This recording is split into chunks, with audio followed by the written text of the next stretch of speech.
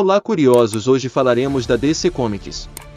Mas antes de começar, inscreva-se no canal e deixe seu like, para estar me ajudando. Então vamos para o vídeo de hoje. A DC Comics é uma das gigantes do mundo das histórias em quadrinhos. A empresa é responsável por personagens icônicos que vão além das páginas, assim como Batman, Superman, Mulher Maravilha e Flash. Isso, sem falar nos grupos consagrados, como Liga da Justiça e Jovens Titãs. Atualmente, a DC Comics é uma das subsidiárias da Time Warner, a maior companhia de entretenimento do mundo, assim como na história da Marvel, principal rival da DC no mercado. A editora não surgiu como conhecemos hoje. Antes de se chamar DC, ela foi conhecida como National Allied Publication. Em 1935, a editora de quadrinhos foi fundada por Major Malcolm Wheeler Nicholson, com o nome National Allied Publication. Algum tempo depois, Major lançou outras duas editoras diferentes, com os nomes New Comics e Detective Comics. Esta última, inclusive, foi responsável por apresentar ao mundo as histórias do Batman, em 1939. Um ano depois, a National Comics estava em má situação financeira. Dessa maneira, a empresa tinha dificuldades de se colocar no mercado e distribuir suas publicações. As bancas de revista não recebiam com bons olhos uma editora desconhecida. Foi graças ao lançamento da Detective Comics, em 1937, que a empresa começou a ter sucesso.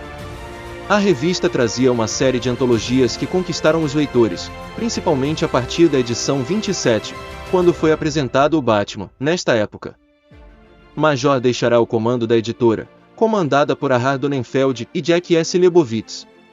Os dois ajudaram a dar início à Era de Ouro dos quadrinhos, quando surgiram diversos personagens icônicos ainda hoje, como Superman, 1938, Batman e Robin, 1939 e 1940, Lanterna Verde, 1940, Mulher Maravilha, 1941, e Aquaman, 1941.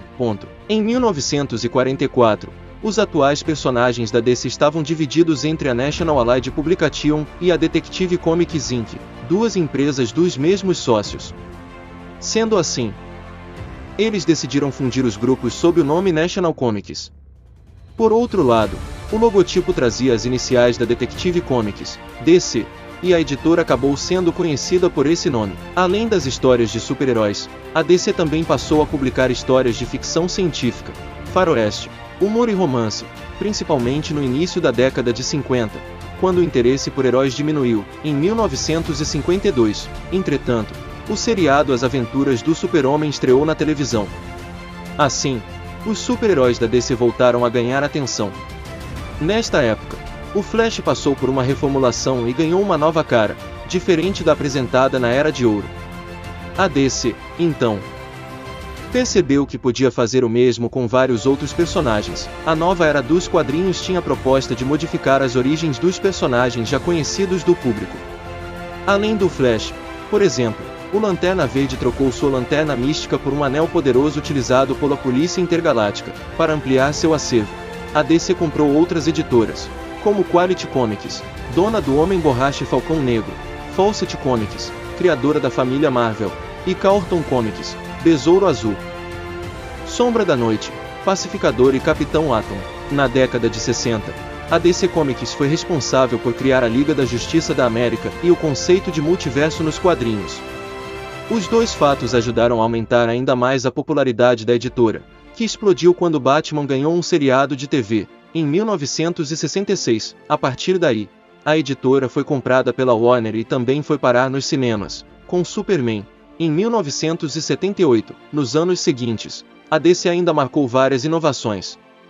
Em 1979, lançou a primeira minissérie em quadrinhos, World of Krypton. E em 1986, revolucionou a mídia com Cavaleiro das Trevas e Batman. Em 1993, a editora lançou um selo voltado para o público adulto, Vertigo, e chegou a ter publicações em parceria com a rival, Marvel.